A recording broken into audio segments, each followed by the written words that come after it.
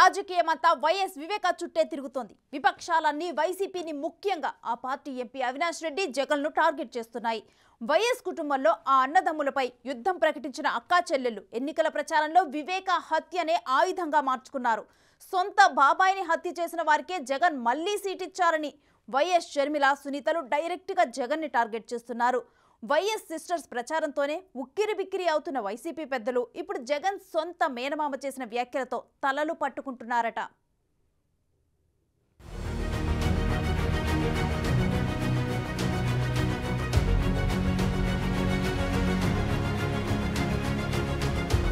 కడప జిల్లాను అడ్డాగా మార్చుకున్న వైఎస్ కుటుంబం రెండుగా చీలిపోయింది. సీఎం జగన్, కడప ఎంపీ వైఎస్ అవినాష్ రెడ్డిలు ఒకవైపు, పీసీసీ ప్రెసిడెంట్ వైఎస్ షర్మిల, మాజీ ఎంపీ వివేకానందరెడ్డి కుమార్తె వైఎస్ సునీత మరోవైపు చేరి పొలిటికల్ ఫైట్ ప్రారంభించారు.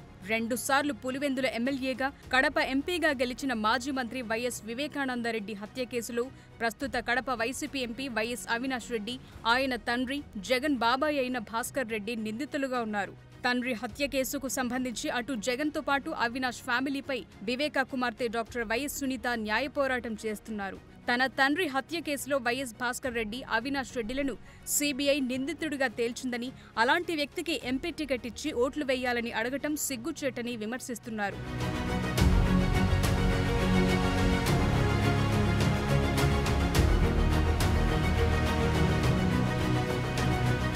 తాజాగా వైఎస్ సునీతను వెంటపెట్టుకుని కడపలో ప్రచారం మొదలుపెట్టిన షర్మిల ఎన్నికల ప్రచారంలో ఆ అన్న తమ్ములను ఎండగడుతున్నారు.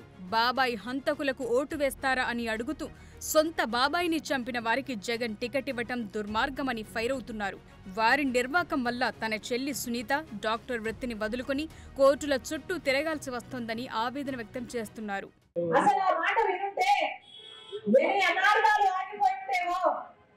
ఒకసారి ఆలోచిస్తే వివేకానంద రెడ్డి గారు, రాజశేఖర రెడ్డి గారు తోబుట్టుడు, రాముడికి లక్ష్మణుడు ఎలాగో రాజశేఖర రెడ్డి గారికి వివేకానంద రెడ్డి ఎలాగా. వివేకానంద రెడ్డి గారి హత్య జరిగి 5 సంవత్సరాలైంది. 5 సంవత్సరాలు అయినా కూడా ఈ రోజు వరకు కూడా హంతకులు కానీ, హత్య చేసిన వాళ్ళకు కానీ, హత్య చేయించిన వాళ్ళకు కానీ ఈ రోజు వరకు శిక్ష పడలేదు. శిక్ష పడకపోగా ఆఖరికి వివేకానంద రెడ్డి బిడ్డే హత్య చేయించింది అని ఎదురుదాడి చేస్తున్నారే. పాప అమ్మాయిని చూస్తే పగలనక రాత్రనక అసలు ఎంతమంది దగ్గరికి వెళ్ళి ఏ ఆఫీసర్ అయినా సరే, ఏ లీడర్ అయినా సరే, ఏ పార్టీ అయినా సరే, ఎవరైనా సరే సహాయం చేయగలిగిన ఏ ఒక్కరైనా సరే, మా నాన్నకు అన్యాయం జరిగింది, నిర్దాక్షిణ్యంగా హత్య చేయబడ్డారు, న్యాయం చేయండి అని ఈ రోజు వరకు కూడా కోర్టు చుట్టూ తిరుగుతూనే ఉంది. ఈ క్షణంలో కూడా డాక్టర్ అయింది కూడా, డాక్టర్ పని కూడా మానేసి ఈ రోజు వరకు కూడా న్యాయం చేయండి అని అనుకుంటుంది. అంటే ఇది దౌర్భాగ్యం కాకపోతే ఇంకా ఏమిటి?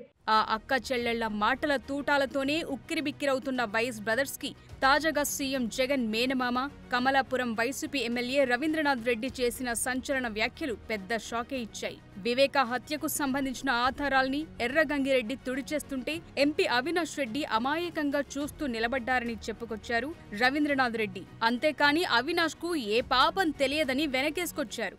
అక్కడ ఏముంది, ఏం జరిగిన తర్వాత వాళ్ళ బావమడిది శివప్రకాష్ రెడ్డి గారు ఫోన్ చేస్తే అక్కడికి పోయిన వ్యక్తి, అక్కడ పోయిన తర్వాత ఆయన గంగిరెడ్డి గారు ఏదో చేస్తుంటే అమాయకంగా నిలబడుకొని చూస్తున్నాడు తప్ప ఇంకో రకమైన కార్యక్రమం కాదు.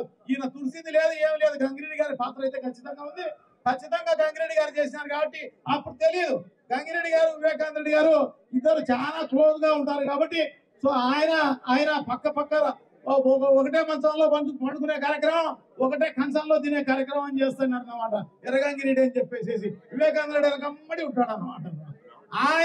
ఆయన పాత్ర ఖచ్చితంగా ఉంది.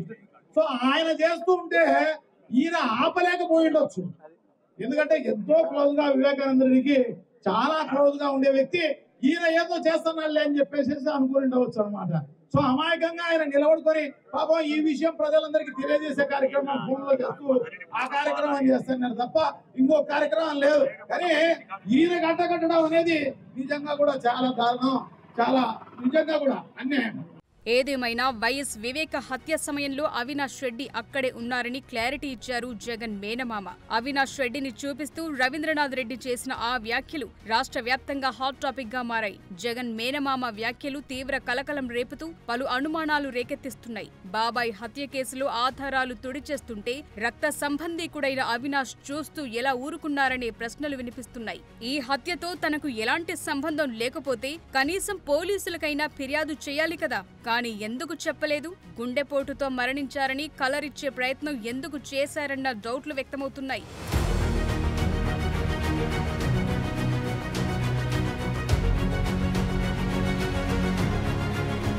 మాజీ మంత్రి వైఎస్ వివేకానందరెడ్డి హత్య కేసులో A1 నిందితుడిగా ఉన్న ఎర్ర గంగిరెడ్డి బెయిల్పై బయటకొచ్చి కోర్టు ఆదేశాలతో తిరిగి లొంగిపోయి జైల్లో ఉన్నాడు.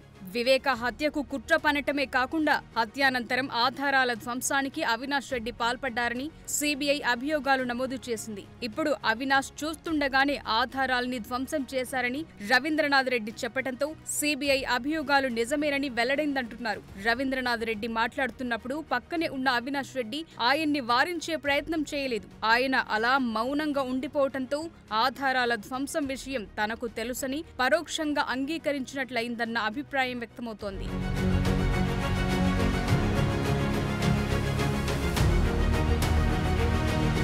ఏపీసీసీ అధ్యక్షురాలు వైఎస్ షర్మిలపై కూడా రవీంద్రనాథ్ రెడ్డి ఘాటు వ్యాఖ్యలు చేశారు. పుట్టింటి వాళ్లు బాగుండాలని ఆడపడుచులు కోరుకుంటారని, అయితే షర్మిల మాత్రం చెడు కోరుకుంటున్నారని మండిపడ్డారు. ఈ ఎన్నికల్లో ఆమెను ఓడించి అవినాష్ రెడ్డిని భారీ మెజార్టీతో ఎంపీగా గెలిపించాలని కోరారు. చిరంజీవి ప్రజారాజ్యం పార్టీని అమ్ముకున్నట్లు తెలంగాణలో పార్టీని అమ్మేసిన షర్మిల ఆంధ్రాకు వచ్చారని కమలాపురం ఎమ్మెల్యే సొంత మేనకోడలిపై చేసిన వ్యాఖ్యలు కలకలం రేపుతున్నాయి.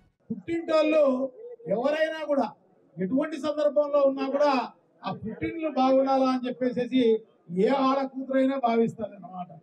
సో అట్లా కాకుండా ఇక్కడ వెరైటీగా అన్నమాట.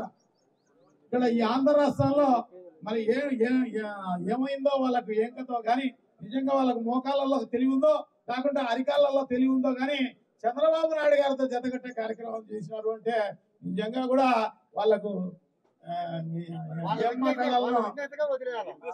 వాళ్ళ విజ్ఞతగా వదిలేయాల్సిన ఇదన్నమాట. సో ప్రజలందరూ కూడా బాగా అర్థం చేసుకుని ఉంటారు వాళ్ళను.